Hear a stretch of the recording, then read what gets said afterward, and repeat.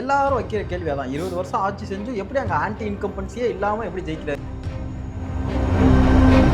Jungle Raj எனக்கு ஞாபகம் இருக்கு. ஏன்னா நான் ஷோலே படம் பார்த்துருக்கேன். கப்பர் சிங் யாருன்னு எனக்கு தெரியும். அந்த அளவுக்கு கொடூரமா இருக்கும். அவன் தலையை வெட்டிட்டு உங்க கையில கொரியர்ல அனுப்பி வச்சுட்டு உங்க கையிலே அதை டெலிவரி கொடுத்துட்டு போயிடுவான். இதுல வெஸ்ட் பெங்கால்ல நடந்துட்டு இருக்கிறதும் ஏறத்தாழ அதே மாதிரியான ஆட்சி தான். அடுத்தது அங்கதான் குறி வைக்கப்படும். அவர் கிட்டத்தட்ட 80% இடத்துல ஜெயிச்சிருக்காரு. அதுக்கு ஒரு டயலாக் காரணம். அமித்ஷா ஒரே ஒரு பேட்டியில் சொல்லியிருக்காரு, நிறைய தவறுகள் நடந்துட்டு இருக்கு, ஒரு குறிப்பிட்ட மதம் அங்கே ரொம்ப பெருசாக வளர்ந்துட்டு இருக்கு, ஒரு ஆட்சி நடக்குது, கோமாளித்தனமான ஆட்சியாக இருக்கு, செய்கிற தவறுகள் எல்லாம் நடுரோட்டில் செய்யும், கீழே விழுந்து கிடக்கிறவங்களாம் நடுரோட்டில் விழுந்துட்டு இருப்பான், கொலைகளும் கற்பழிப்புகளும் பாலியல் தொல்லைகளும் நடுரோட்டில் நடக்கும், இருட்டில் நடக்கும், தெளிவாக நடக்கும், 100 ஷேர்களுக்கு மேலே. இங்கே பாருங்க, ஆர்எஸ்எஸ் தேர்தலுக்காக ஒரு கேம்பெயின், யாரோ ஒருத்தர் ஜெயிக்கணுங்கிறதுக்காக ஒரு கேம்பெயின். தமிழ்நாட்டிலையும் ஆர்எஸ்எஸ் நேற்றுக்கு ஏதோ வரல, நாளைக்கு ஏதோ வரப்போறது இல்லை. இங்கே இருக்கக்கூடிய ஒன்று தான். அந்த காரியகர்த்தாக்களை பொறுத்த வரைக்கும் அவங்க வேலையை ஒழுங்காக பண்ணுவாங்க. காங்கிரஸ், கம்யூனிஸ்ட், விசிகா இல்லைன்னா திமுக 20% வாக்கு கூட வராது. நீங்கள் என்ன திமுக பெரிய தியாகி மாதிரி பேசிட்டு இருக்கிறீங்க? அதால் கூட்டணி இல்லாமல் 5 பைசாக்கு ஜெயிக்க முடியாது.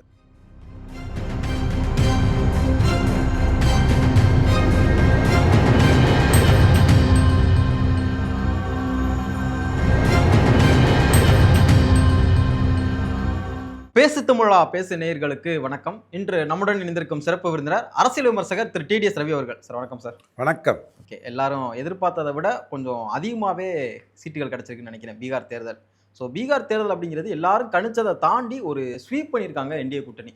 எப்படி பார்க்குறீங்க? என்னெல்லாம் நடந்திருக்காங்க? வாக்கு சதவிகிதம் 2020க்கும் 25க்கும் எந்த பெரிய மாற்றமும் ஏற்படலை. பஸ்வான் தனியாக, சிராஜ் பஸ்வான் தனியாக இருந்தார், இந்த வாட்டி இணைஞ்சிருக்காரு.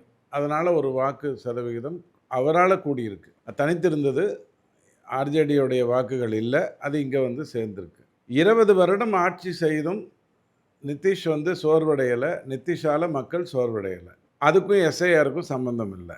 நம்பர் 1. எல்லாரும் வைக்கிற கேள்வி அதான். 20 வருஷம் ஆட்சி செஞ்சும் எப்படி அங்கே ஆன்டி இன்கம்பன்சியே இல்லாமல் எப்படி ஜெயிக்கிறாரு? ஜோதி பாசு எப்படி 23 வருஷம் வெஸ்ட் பெங்காலில் இருந்தார்?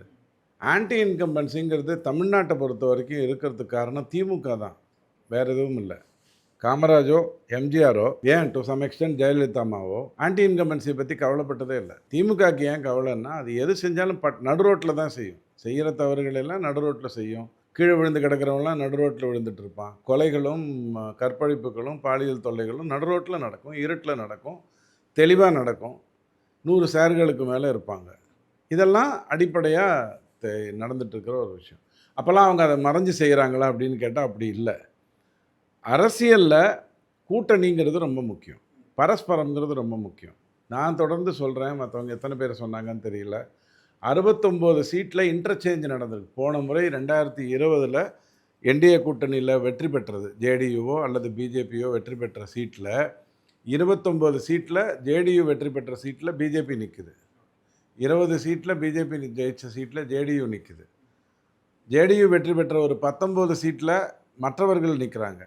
பிஜேபி வெற்றி பெற்ற 6 சீட்டில் மற்றவங்க நிற்கிறாங்க. இது பரஸ்பரமாக பேசி, உன்னை விட நான் அங்கே போனால் உன்னோட வாக்கு சேர்த்து நான் இன்னும் பெட்டராக. என்டிஏ கூட்டணிக்கு நல்ல அரித்மெட்டிக் ஒர்க் ஆகிருக்கு. கிரவுண்ட் லெவலில் எடுத்துக்கலாம். கெமிஸ்ட்ரியும் அரித்மெட்டிக்கும் ஒர்க் ஆகிருக்கு.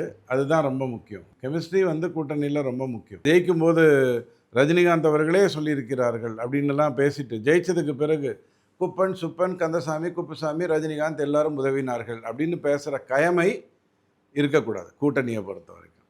2வது, ஒரு மாநில கட்சியை பிஜேபி சாப்பிட்றோம் இல்லைங்க, பட்நாயக்கை கூட நாங்கள் சாப்பிடணும்னு நினைக்கல, அவரோட கூட்டணி வைக்கணும் தான் நினச்சோம். அவரும் ஜெயிச்சார், நாங்களும் ஜெயித்தோம். நான் ஆள்றேன், அவர் எதிர்கட்சியில் இருக்கார். அவர் ரொம்ப வருடங்களாக ஆண்டவர், அந்த குடும்பம் ரொம்ப வருடங்களாக ஆண்டு கொண்டிருந்தவர். வடக்கில் இது சகஜம் இல்லை. நான் அந்த கேள்வி தான் கேட்கணும்னு நினச்சேன். எல்லாருமே இந்த தேர்தலுக்கு முன்னாடி அந்த கருத்துருவாக்கத்தை தான் முன் வச்சாங்க.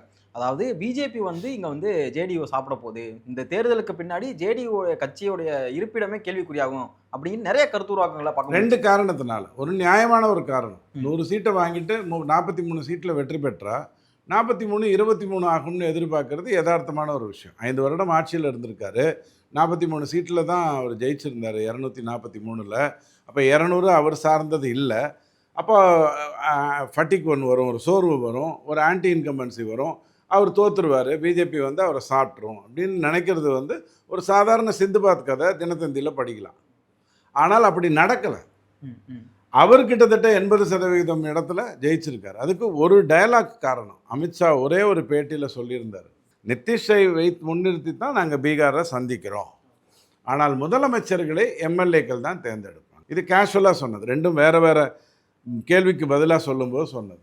அப்புறம் எம்எல்ஏக்கள் தேர்ந்தெடுப்பாங்கன்னா யார் எம்எல்ஏக்கள் தேர்ந்தெடுப்பாங்க? ஆர்ஜேடி தேர்ந்தெடுப்பாங்களா? வாய்ப்பில்லை.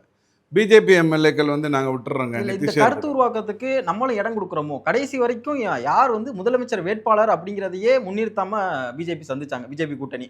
ஸோ அந்த கருத்து உருவாக்கத்துக்கு அவங்களும் இடம் கொடுத்துருக்காங்கல்ல. அப்போ உங்கள் தலைமையில் தான் இந்த பேட்டி நடக்குதுன்னு நான் சொல்லிட்டேன்.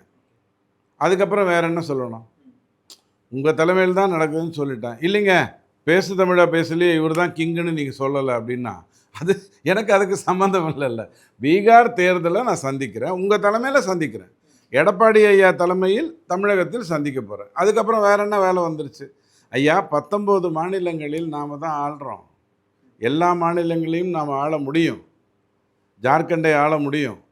அங்கே ஒரு ஆட்சி நடந்துகிட்ருக்கு, பெருசாக தப்பு நடக்கலை, சின்ன சின்ன தவறுகள் நடந்துகிட்ருக்கு, ரோஹினியாஸ்கள் உள்ளே இருக்காங்க, அங்கே வந்து பெங்களாதேஷிகள் உள்ளே இருக்காங்க, பார்த்துக்கிடணும் அப்படிங்கிற அடிப்படையோடு முடிஞ்சு போயிடுது. கேரளாவில் நம்ம இல்லை, ரைட்டு, காங்கிரஸும் கம்யூனிஸ்டும் சண்டை போட்டுட்ருக்குறாங்க. அங்கே வந்து நிறைய பார்க்க வேண்டிய அவசியம் இருக்குது. இந்தியாவினுடைய எதிர்காலத்தை கரெக்ட் பண்ணணும்னா கேரளாவை கனெக்ட் பண்ணணும். கடலோர மாநிலம், நிறைய தவறுகள் நடந்துகிட்ருக்கு. ஒரு குறிப்பிட்ட மதம் அங்கே ரொம்ப பெருசாக வளர்ந்துட்டுருக்கு. இதையெல்லாம் பார்க்கணும். இருந்தாலும் அங்கே ஒன்றும் பெரிய குடைச்சல் இல்லை, விட்டுரு, அப்புறம் பார்த்துக்கலாம். தமிழ்நாட்டில் உடனே பார்த்தாகணும், ஏன்னா பிரிவினைவாதம் பேசப்படுகிறது. ரூபாயை ரூன்னு மாற்றுறாங்க, எல்லா வேலையும் பண்ணுறாங்க. மறுசீரமைப்பு தேவையே இல்லாமல் 2026 வைக்கிறதுக்கு இப்போவே பேர் வைக்கிறது, பிரச்சனையை கொண்டு வர்றாங்க. இவங்களை நாம் கவனிக்கணும். பஞ்சாபில் வந்து அது எப்படியுமே அந்த ஆட்சியை ஊற்றிடும். ஏதாவது கதையை சொல்லி தான் ஜெயித்தாங்க, அதை அவங்களால கொடுக்க முடியல. கண்டிப்பாக அவங்க தோற்றுருவாங்க. நம்ம மத்திய பாஜக தமிழ்நாட்டு தேர்தலை ரொம்ப உன்னிப்பாக கவனிச்சிட்டு இருக்காங்களோ? அமித்ஷா இந்த பீகார் தேர்தல் முடிஞ்ச உடனேயே பிரதமர் அவர்கள் குறிப்பிடுறது, தமிழ்நாட்டிலையும் ஜெயிப்போம், ஆனால் தமிழ்நாடு சேர்த்து 5 மாநில தேர்தல் வருது, ஆனால் தமிழ்நாட்டையும் ஜெயிப்போம் அப்படின்னு குறிப்பிட்டு சொல்கிற காரணம் என்ன? இல்லை, நீங்கள் இதுக்கு முன்னாடியே நாங்கள் டெல்லியை ஜெயித்தோம், அந்த மாதிரி எல்லா மாநிலத்தையும் ஜெயிப்போம்னு சொல்லும்போது உடனே இங்கே இருக்கிறவங்க என்ன சொன்னாங்க? டெல்லியை வேண்டுமானால் நீங்கள் ஜெயிக்கலாம், இங்கெல்லாம் ஜெயிக்க முடியாது. இப்போ கெஜ்ரிவால் வந்து இத்தனை வருடங்களாக டெல்லியை வைத்து கொண்டிருந்தார், அவர்கிட்டேருந்து அதை எடுக்க முடிஞ்சதுன்னு சொன்னால், ஒரு ஆட்சியில் பிஜேபி அல்லது என்டிஏ இருக்குதுன்னு சொன்னால் அங்கே சோர்வு வரலை. சந்திரபாபு நாயுடுவோடைய பொசிஷன் எடுத்து பாருங்கள். ஆந்திராவை ஆண்டு கொண்டிருந்தவர், ஆந்திரா தெலுங்கானான்னு மாறிடுச்சு.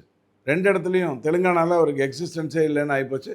ஆந்திராவில் வந்து அவர் தோற்று போய்டுறாரு.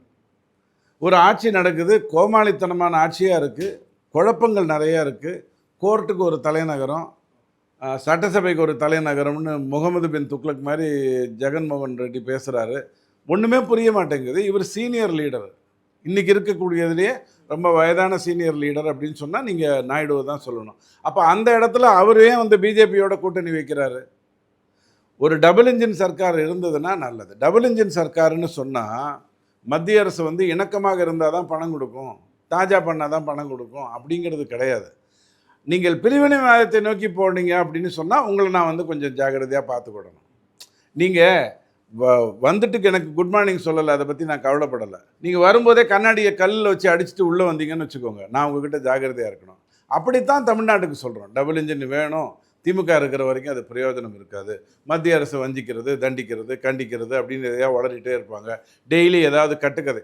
நேற்றுக்கு ஒருத்தர் என்னோடய பேட்டியில், ஒரு டிவி பேட்டியில் சொன்னார், எனக்கு ஆச்சரியமாக போச்சு. இன்றைக்கி நாமெல்லாம் குடிமகனே இல்லை சார் அப்படின்றாரு. என்னாச்சுங்க, டாஸ்மாக் மூடிட்டாங்களா? இல்லைங்க, சிட்டிசனே இல்லைங்க அப்படின்னு. என்ன சிட்டிசனில் என்ன பிரச்சனை? இல்லை, நிறுத்தியாச்சு ஃபார்ம் 6. இன்றைக்கி நான் குடிமகனே கிடையாது. ஏங்க, அதை மாற்றுற வரைக்கும் நீங்கள் தானேங்க குடிமகன். மாற்றும் போது நீங்கள் டாக்குமெண்ட் கொடுக்கலன்னா ஒரு வேளை நீக்கிட்டாங்கன்னா வேணால் சொல்லலாம். இப்போ ஆகாயத்தில் பறந்துட்டுருக்கோம், இங்கேருந்து அமெரிக்காவுக்கு போகிறோம், கடலில் போயிட்டுருக்கோம்னா இப்போ நான் தேசமற்றவன் ஆகிவிட்டேன் அப்படின்னுவீங்களா? கடலுக்கு வந்து தேசம் கிடையாது, அதனால் வானத்தில் போயிட்டு நான் தேசமற்றவன் அந்த மாதிரி பச்சையாக போய் சொல்கிறார் ஒரு காங்கிரஸ் சார்ந்தவர். சார், நான் குடிமகனே இல்லை சார், எஸ்ஆரில் எல்லாத்தையும் எடுத்துட்டாங்க சார்ன்றார். ஒரு மண்ணும் இல்லைனா இப்படி தான் இருந்துகிட்ருக்குது. அப்போது எதை பேசுகிறோம் என்பதே புரிந்து கொள்ளாமல் எப்படி வேணாலும் ஒரு கட்டுக்கதையை கொண்டு வரலாம். எஸ்ஐஆர் மூலமாக ஜெயிச்சுட்டாங்க. பெண்கள் வாக்கை நீக்கிடுவாங்க. திமுக வைக்கக்கூடிய பிரதான குற்றச்சாட்டு அதான் சூழ்ச்சி பண்ணி ஜெயிச்சிருக்காங்க அப்படின்னு அவங்க மறைமுகமா சாடுறாங்க. சகுனி மாதிரியா கிருஷ்ணர் மாதிரியா? சூழ்ச்சியில் 2 வகை இருக்குது. அது ரொம்ப முக்கியம். சகுனியாக இருந்ததுன்னா எங்களுக்கு தெரிஞ்சு முரசொலி மாறன், கருணாநிதி, ஸ்டாலின் இவங்களுக்கெல்லாம் தான் தெரியும். கிருஷ்ண சூழ்ச்சிங்கிறதுல எந்த தப்பும் கிடையாது. இப்போ ராமர் நேர்மைங்கிறது நேர்கோடு, கிருஷ்ணர் நேர்மைங்கிறது உங்கள் பாடு. நீங்கள் தப்பானா அவர் வேறு ரூட்டில் வந்துடுவார். அவர் ஒன்வேல வந்து உங்களை பிடிக்கணும்னு நினைக்க மாட்டார். ஒன்வேல வரக்கூடாது அப்படின்னு நினைக்க மாட்டார். கரெக்ட் சுற்றி வரலாம் அப்படின்லாம் நினைக்க மாட்டார். உங்கள் இடத்துல வந்து உங்களை பிடிச்சி போட்டுப்பார். கேள்வி என்னென்னா அவங்க வைக்கிற குற்றச்சாட்டுகள் என்ன? ராகுல் காந்தி விட்டுருங்க, பாவம் அவர் ஏதோ ஒரு ப்ரொஃபஸர் மாதிரி சின்ன வயசுல இருந்தே பெரியவங்கெல்லாம் பேசுகிறதெல்லாம் பார்த்துருக்காரா, நாமளும் இந்த மாதிரி பேச போகிறோம் அப்படின்னு நினச்சிட்டு அவர் மேடையில் நிறைய குப்பை வண்டியெல்லாம் வச்சுக்கிட்டு ஏகப்பட்ட பேப்பர்லாம் வச்சுட்டு பயங்கர ஆராய்ச்சி பண்ணி எதையோ பேசினார். இப்போ வெளிநாட்டில் இருக்கார், அவரை விட்டுருங்க. ஸ்டாலின் ஐயா பேசுகிறதுக்கு வருவோம். பெண்களின் வாக்குகளை எல்லாம் நீக்கிடுவாங்க. பீகாரில் என்னடான்னு கேட்டால் 60% ஓட்டு போட்டாங்கன்னா இப்போ 71% ஓட்டு போட்டிருக்கு. அப்போ நீக்கினதுக்கு அப்புறம் அவங்க வந்திருக்காங்கன்னா அப்புறம் என்ன வெளிநாட்டிலேருந்து வந்து ஓட்டு போட்டாங்களா? ஓட்டு போடுவதில் ஒரு ஆர்வம் வந்தது. எஸ்ஐஆர் வந்த உடனே உங்கள் வாக்கு முக்கியம்னு ஒரு சுச்சுவேஷன் வந்த உடனே அந்த மாதிரி வந்தது. ஒன்றுமே வேண்டாம், உங்கள் ஃப்ரெண்டு வராரு, அப்போ நீங்கள் மஞ்சள் செட்டு போட்டிருக்கீங்க, அவரும் மஞ்சள் செட்டு போட்டிருக்காரு, நீயும் மஞ்சள் நானும் மஞ்சள், அதோட நிறுத்தியிருந்தால் அது ஒரு சாதாரண டைலாக். டக்குன்னு பார்த்தா ரோட்டில் 4 பேர் மஞ்சளில் போகிறாங்க. அன்றைக்கி சாயங்காலம் வரைக்கும் இந்த எல்லோ கலர் உங்கள் மைண்டில் ஓடும். அன்னி வரைக்கும் அது ஒரு பெரிய விஷயமா உங்களுக்கு வரல. எஸ்ஐஆர் வாக்கு ஒரு முக்கியம், உன் வாக்கு நீ கரெக்டான பேப்பர் கொடுக்கலன்னா வெளில போயிடும் அப்படிங்கிற ஒரு எண்ணம் பீகாரை பொறுத்த வரைக்கும் வாக்கு இல்லாதவர்களுக்கு தான் எஸ்ஐஆர் நடந்தது. தமிழ்நாட்டிலையும் மற்ற இடத்துலையும் எல்லாருக்கும் நடக்குது, அது வேறு விஷயம். அப்போது உடனே அதில் ஒரு உந்துதல் வருது. கிட்டத்தட்ட 1 கோடி பேர் வெளிமாநிலங்களில் வேலை செய்யக்கூடியவங்க ஓட்டு போடணுங்கிறதுக்காக வர்றாங்க. வாக்கு போடுவது 9.5% நீக்கப்பட்ட பிறகும் வாக்குகள் வந்து பழையபடி வந்துருச்சு. யாருக்குமே 52 சீட்டு இது பீகாரில் இஸ்லாத்தவர்கள் மட்டும் இருக்கக்கூடிய, அதாவது பிரதானமாக இருக்கக்கூடிய சீட்டு. முஸ்லீம் வாக்குகள்லாம் நீக்கிட்டாங்க. வச்சுப்போம் 15க்கு 15 சீட்டு அப்படியே பிஜேபி வெற்றி பெற்றிருக்கு. அதே இடத்துல 2020 என்ன வெற்றி பெற்றதோ அதே 15 சீட்டை பிஜேபி வெற்றி பெற்றிருக்கு. ஆனால் ஜேடியு தான் என்ன பண்ணியிருக்குன்னா அந்த 52 சீட் இஸ்லாம் சகோதரர்கள் அதிகமாக இருக்கக்கூடிய எம்ஒய்ன்னு சொல்கிறீங்க இல்லையா, முஸ்லீம் யாதவ்னு ஒன்று சொன்னாங்க. அதுக்கு தான் மோடி ரொம்ப அழகாக சொன்னார், மகிழா யூத்துனார், பெண்கள் இளைஞர்களுடைய வாக்கு அப்படின்னு சொன்னார் அந்த எம்ஒய்க்கு. அது வேறு விஷயம். அங்கே வேணா 3 சீட்டு ஜெயிச்சிருந்த ஜேடியு இந்த முறை 16 சீட்டு ஜெயிச்சிருந்தது. இது வாக்குகளை நீக்கிவிட்டா முஸ்லீம்கள் பிஜேபிக்கு ஓட்டு போட்டாங்க அப்படின்னா வேணா ஓட்டு போடாத முஸ்லீம்லாம் நீக்கிட்டு ஓட்டு போட்ட முஸ்லீம்க்கு மட்டும் வாக்கு கொடுத்துட்டாங்க நீங்கள் கதை சொல்லலாம். அங்கே மாற்றமே வரல. இல்லை, அங்கே ஒரு கேஸ்ட் போலரைசேஷன் ஆயிருக்குன்னு நினைக்கிறீங்களா? அதாவது முஸ்லீம் யாதவ் சமூகத்தை தவிர்த்து மற்ற எல்லா சமூகமுமே வந்து அதுக்கு நீங்கள் ஜேவிசி ஸ்ரீராம் பேசின ஒரு அற்புதமான விஷயத்தை கவனிக்கணும். ஓகே, மண்டல் கமண்டல்னு ஒரு மேட்டர் சொன்னார். இங்கே பாருங்க, யாதவ் ஓட்டு முஸ்லீம் ஓட்டுங்கிறது ஒன்றும் 90% இல்லை பீகாரில், 40% கீழே தான். ஸோ அது வந்து ஒரு மாற்றத்தை அதாவது ஒரு கன்சாலிடேஷன் ஆகிறதுங்கிறது எப்போ வரும்னு சொன்னால், நீங்கள் தேவையில்லாமல், அதாவது சீன பட்டாசுகளை வெடிக்காதீர்கள் அப்படிங்கிறாரு மோடி. நீங்கள் உடனே என்ன கேட்குறீங்க, மார்க்கெட்டில் எனக்கு எப்படி சீன பட்டாசுன்னு தெரியும் அப்படின்னு கேட்குறீங்க. அவர் வந்து இந்த மாதிரி ஒரு இப்படி இருக்கும் அப்படின்னு உங்களுக்கு எடுத்து சொல்கிறாரு. சீனா அந்த டைமில் வந்து ஒரு அட்டாக் இந்தியா மேலே பண்ணுது. நீங்கள் பட்டாசே வெடிக்காமல் போகிறதுக்கு அளவுக்கு நீங்கள் கன்சாலிடேட் ஆவீங்க. நான் சொல்ல புரியுதுங்களா? இது தேவையில்லாமல் இவங்க ஏற்படுத்திக்கிட்ட ஒரு விஷயம். ஓகே. ஸோ இஸ்லாம் சகோதரர்கள் அதிகமாக இருக்கக்கூடிய 52 சீட்டு, இஸ்லாம் சகோதரர்கள் சாதாரணமாக இருக்கக்கூடிய யதார்த்தமாக இருக்கக்கூடிய 119 சீட்டு, 119 சீட்டில் பிஜேபி அதிகம் வெற்றி பெற்றிருக்கு. ஆனால் இந்த இஸ்லாம் சகோதரர்கள் அதிகமாக இருக்கக்கூடிய இடத்துல 15க்கு 15 தான். போன முறையும் 15, இந்த முறையும் 15. ஜேடியு தான் அதிகமாக வெற்றி பெற்றிருக்கு, ஆர்ஜேடி கிட்டேருந்து தோற்றுருக்கு. இது ஓட்டை பொறுத்த வரைக்கும். பெண்கள் ஓட்டை பற்றி நான் ஏற்கனவே உங்களுக்கு சொல்லிட்டேன். கிட்டத்தட்ட ஒரு 69 சீட்டில் நீ ஜெயித்த சீட்டில் நான் ஜெயித்த சீட்டில் நீன்னு ஜேடியும் பிஜேபியும் இதர கட்சிகளும் பிரித்து கொடுத்து போட்டியிட்டது. இந்த கெமிஸ்ட்ரி 3ஆவதாக ஒத்துழைச்சிருக்கு. 4ஆவதாக வந்திருக்கிறது தான் நிதிஷ்குமாரோடைய யதார்த்தமாகவே பெண்களுக்குன்னு அவர் கொடுத்தார். அதாவது இங்கே ஜெயலலிதா அம்மா வந்த உடனே இந்த சைக்கிள் கொடுத்தாங்க இல்லையா, அப்போ தான் அவர் வந்து வித்தின் 1 இயர் அங்கே சைக்கிள் கொடுக்குறாரு. அது வித்தியாசமாக இருந்தது. 95% வீடுகளில் குடிநீர் வர்றதுங்கிறது வித்தியாசமாக இருந்தது. சின்ன சின்ன விஷயங்கள். எனக்கான மரியாதை வந்து பெண்களுக்கான மரியாதைங்கிறது ஒரு மல்லிகைப்பூ கொடுக்கறதுலையோ அல்லது சாப்பாடு நல்லா இருக்குன்னு சொல்கிறதுலையோ உன்ன மாதிரி யாருமே கிடையாதுன்னு கொஞ்சறதுலையோ மட்டும் வராது. அந்த மரியாதைங்கிறது வந்து ஜெஸ்டரில் இருக்கணும், பார்க்குறதுல பேசுகிறதுல மதிக்கிறதுல இருக்கணும். அதை வந்து வீட்டுக்கு தண்ணீர் வருது, ரோடு வருகிறது, இது எல்லாமே காங்கிரஸ் ஆட்சியில் செய்யப்படாமல் இருந்தது. ஜங்கல் ராஜ் எனக்கு ஞாபகம் இருக்குது. ஏன்னா நான் ஷோலே படம் பார்த்துருக்கேன். கப்பர் சிங் யாருன்னு எனக்கு தெரியும். அந்த அளவுக்கு கொடூரமாக இருக்கும். அவன் தலையை வெட்டிட்டு உங்கள் கையில் கொரியரில் அனுப்பி வச்சுட்டு உங்கள் கையிலே அதை டெலிவரி கொடுத்துட்டு போயிடுவான். அந்த மாதிரியான ஒரு ஆட்சி நடந்துட்டு இருந்தது. இதில் வெஸ்ட் பெங்காலில் நடந்துட்டு இருக்கிறதும் ஏறத்தாழ அதே மாதிரியான ஆட்சி தான். அடுத்தது அங்கே தான் குறி வைக்க போகிறாங்க. ஓகே சார், இப்போ ஆர்எஸ்எஸ்ஸையும் பாஜகவும் கிட்டத்தட்ட பிடிக்க முடியாது ஐடியாலஜிக்கலா. எதுக்கு பிரிக்கணும்? ஓகே, ஆர்எஸ்எஸ்னுடைய அங்கே இருக்கக்கூடிய அந்த கேம்பெயின் வந்து எந்த அளவுக்கு ஒர்க் ஆகிட்டு பாருங்க. இங்கே பாருங்க, ஆர்எஸ்எஸ் வந்து தேர்தலுக்காக ஒரு கேம்பெயின், யாரோ ஒருத்தர் ஜெயிக்கணுங்கிறதுக்காக ஒரு கேம்பெயின். ஏன் அந்த கேள்வினா மகாராஷ்டிராவில் ஆர்எஸ்எஸ்னுடைய அந்த செயல்பாடு அப்படிங்கிறது ரொம்ப அபரிதமான இருந்துச்சு அப்படின்னா. இங்கே பாருங்க, உங்ககிட்ட பலூன் கொடுக்கறது என்னுடைய தவறு, அதை ஊதி வேற கொடுக்கறது என்னுடைய பெரிய தவறு, உங்கள் கையில் ஒரு குண்டூசி மாட்டிக்காதது இன்னொரு பெரிய சௌரியம். இது மூணுத்தினால அதை நீங்கள் ஊதிடுறீங்க. அப்படிலாம் ஒன்றும் பெருசாக இல்லை. அதாவது ஆர்எஸ்எஸ் யதார்த்தமாகவே ஒரு ஆக்சிடென்ட் நடக்குதான் அங்கே அவங்க இருப்பாங்க. 2 காரணத்துக்காக. அவங்க கிட்ட இருக்கக்கூடிய உடைமைகளை திருடணும்னு ஒரு கும்பல் வருவான். அதை தடுப்பதற்காகவும், அவங்களுக்கு ஒரு உடனடியாக ஒரு உபாதை அல்லது ஒரு மருத்துவம் வேணும், அப்படி இல்லை ஒரு நம்பிக்கை வேணும்னா அதை கொடுப்பதற்காகவும் அந்த இடத்துக்கு ஆர்எஸ்எஸ் போகும். அதே மாதிரி ஒரு தேர்தல் நடக்கும்போது இன்ன சின்னத்துக்கு ஓட்டு போடுங்கன்னு ஆர்எஸ்எஸ் என்றைக்குமே சொல்லாது. இந்த மாதிரியான விஷயங்களில் தேசம் நலம் காணுங்க, இந்த மாதிரியான விஷயத்தில் தேச விரோதத்தை புரிந்து கொள்ளுங்கள், இப்படித்தான் அது பேசும். தமிழ்நாட்டிலையும் ஆர்எஸ்எஸ் வந்து நேற்றுக்கு ஏதோ வரல, நாளைக்கு ஏதோ வரப்போகிறது இல்லை. இங்கே இருக்கக்கூடிய ஒன்று தான். அந்த காரியகர்த்தாக்களை பொறுத்த வரைக்கும் அவங்க வேலையை ஒழுங்காக பண்ணுவாங்க. அவங்க இன்னாருக்கு ஓட்டு போடுங்க, இப்படி பண்ணுங்க, எதையுமே சொல்ல மாட்டாங்க. அந்த மாதிரியெல்லாம் நடக்கவே நடக்காது. ஓகே, இப்போ இந்த பீகாரினுடைய எலெக்ஷன் தாக்கம் அப்படிங்கிறது தமிழ்நாட்டில் எந்த அளவுக்கு இருக்குன்னு நினைக்கிறீங்க? ஏன்னா இப்போவே திமுக யாருக்கு ஆளுங்கட்சிக்கே கூட எடுத்துக்கலாம். ஏன்னா ஆளுங்கட்சி தான் காங்கிரஸ் கூட கூட்டணியில் இருக்காங்க. காங்கிரஸ் ஒரு படுதோல்வியை சந்திச்சிருக்கு. ஸோ திமுகவுடைய இப்போவே நிறைய நபர்களை பார்த்தோம்னா எள்ளி நகையாட ஆரம்பிச்சிட்டாங்க காங்கிரஸை. ஸோ எப்படி பார்க்குறீங்க இது? முதல்ல கம்யூனிஸ்டுக்காவது ஒரு ஜோதி பாசு இருக்காரு, காங்கிரஸுக்காக 2 தலைவர்கள் சிஎம்மாக இருந்திருக்காங்க ரொம்ப வருஷங்கள். திமுகவுக்கோ விசிகாவுக்கோ அதிமுகவுக்கோ கணக்கெடுத்து பார்த்தீங்கன்னா, அதிமுகவுக்கு எம்ஜிஆர் இருந்திருக்காரு, ஜெயலலிதா அம்மா இருந்திருக்காங்க. திமுகவுக்கு அப்படி இருந்ததே இல்லை. கருணாநிதி ஐயாவே 5 வருடம் ஒரு நாள் இருந்ததில்லை. எம்ஜிஆர் அவர்கள் நீக்கப்பட்ட பிறகு அல்லது துரத்தி அடிக்கப்பட்ட பிறகு, விரட்டி அடிக்கப்பட்ட பிறகு ஜெயிக்கவே இல்லை.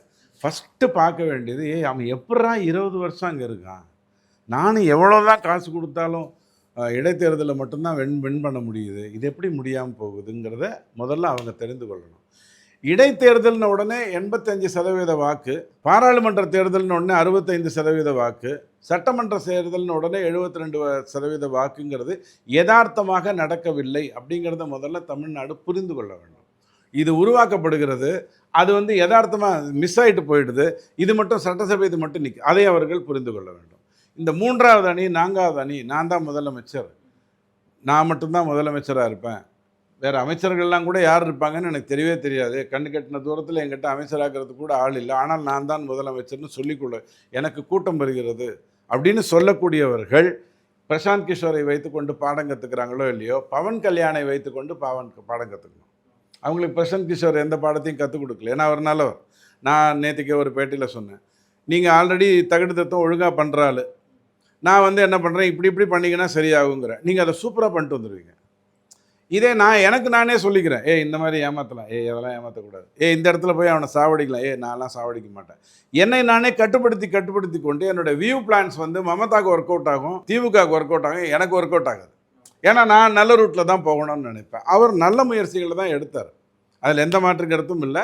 நான் பலமுறை சொல்கிறேன், திரும்பவும் சொல்கிறேன், ஒரு 5 வருடத்துலேயோ 10 வருடத்துலேயோ பிரசாந்த் கிஷோர் பிஜேபிக்குள்ளே வந்து நல்ல பொசிஷனுக்குள்ளே வர்றதுக்கான சாத்தியங்கள் இருக்குது. ஓகே, பிரசாந்த் கிஷோரே வர்றது. ஏன்னா அவருக்கு வந்து உங்களை பொறுத்த வரைக்கும் அவர் ஒரு கேள்விக்கு தப்பாக பதில் சொல்லிட்டார், உடனே அதனால் அவர் அரசியலை விட்டு போவாரான்னு கேட்குறீங்க. அதாவது நிதிஷ் 25 சீட்டுக்கு மேலே 25 சீட். அதே மாதிரி திமுக தலைவர்களையோ மற்றவர்களையோ நான் மீசையை மழிச்சுப்பேன்னு சொன்னதுக்கெல்லாம் நீங்கள் கேட்டதில்லை. இது எதுவுமே ஒரு விஷயம் சொல்கிறேன், இப்படி தான் போகும்னு நினைத்தோம்.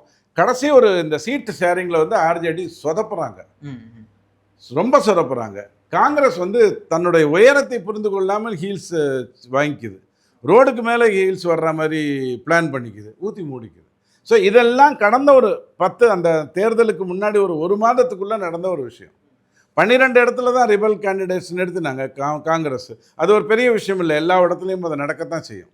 அவங்க பாவம் 243க்கும் ட்ரை பண்ணியிருப்பாங்க. இல்லைண்ணா உங்கள் ஆளுக்கு கொடுக்குறதே 51 தான், அது கூட ஃபோன் பண்ணி தொல்லை பண்ணுறாரு, அதனால் கொடுக்குறோங்கிற மாதிரி போயிடும். கெமிஸ்ட்ரி மிஸ் ஆனதுனால தான் இந்த பெரிய பெரிய பாதகம் வந்து. இல்லைனாலும் பிஜேபி வெற்றி பெற்றிருக்கும் 10 சீட் அதிகமாக. இவங்க தொடர்ந்து தப்பு பண்ண உடனே எல்லாமே வேற. இல்ல அதனுடைய தாக்கம் வந்து இங்க என்னவா இருக்க போகுது அப்படிங்கறதா நிறைய பேரோட நாத்தாக்காக்கு ஒவ்வொருத்தரா பேசிடுவோமா? நாத்தாக்காக்கு என்ன புரியணும்னா, என்னுடைய சித்தாந்தம் தமிழ் தேசியம்ங்கிறது நான் ஆட்சியில் அமராமல் நடக்க போகிறதில்ல. நான் இது வரைக்கும் ஒரு சீட்டு கூட வெற்றி பெறலை. இப்போ நான் ஒரு ஏணியை வைத்துக்கொண்டு மேலே போகணுமா, இல்லை லிஃப்ட்டு வைத்துக்கொண்டு மேலே போகணுமா, இல்லை நடந்தே மேலே போகணுமா, இவ்வளோ தான் வித்தியாசம். அது புரிந்துக்கிட்டதுன்னு சொன்னால் அது ஒரு கூட்டணி அமைத்தால் அது ஒரு மாற்றத்தை ஏற்படுத்தும். விஜயை பொறுத்த வரைக்கும் பவன் கல்யாணிடமிருந்தும் பிரசாந்த் கிஷோரிடமிருந்தும் பிரச்சனையை தெரிஞ்சுக்கணும். பிரசாந்த் கிஷோர் 2 பேரையுமே அசிங்கப்படுத்தினார். தேஜஸ்விக்கு அறிவே கிடையாதுன்னு சொன்னார். அறிவில்லாமல் இருக்கிறது ஒன்றும் பெரிய தப்பு இல்லை, உணர்வு இல்லாமல் இருக்கிறது தான் தப்பு. புரிந்து கொள்ளக்கூடிய திறன் இல்லாமல் இருக்கிறது தான் தப்பு. அறிவில்லாமல் இருக்கிறது ஒன்றும் பெரிய தப்பு கிடையாது. என்னை கூப்பிட்டு போய் நீங்கள் லேபில் உட்கார வச்சிங்கன்னா எனக்கு ஒன்றுமே தெரியாது, அப்போ நான் முட்டாளா? அப்படி கிடையாது. நீங்கள் சொல்கிறத நான் புரிஞ்சுக்கிட்டேன்னா நான் அறிவாளி. அவர் ஏசினார், நிதிஷையும் கேவலப்படுத்தினார். அதை தான் இங்கே விஜய் பண்ணிக்கிட்டு இருக்காரு. இல்லை விஜயும் காங்கிரஸுமே ஒரு கூட்டணி பேச்சுவார்த்தை நடக்கிறதா ஒரு பிரபல நாளிதழில் வெளியிடுறாருங்க. ராகுல் காந்திக்கு பணம் கொடுக்கறதே திமுக தான்.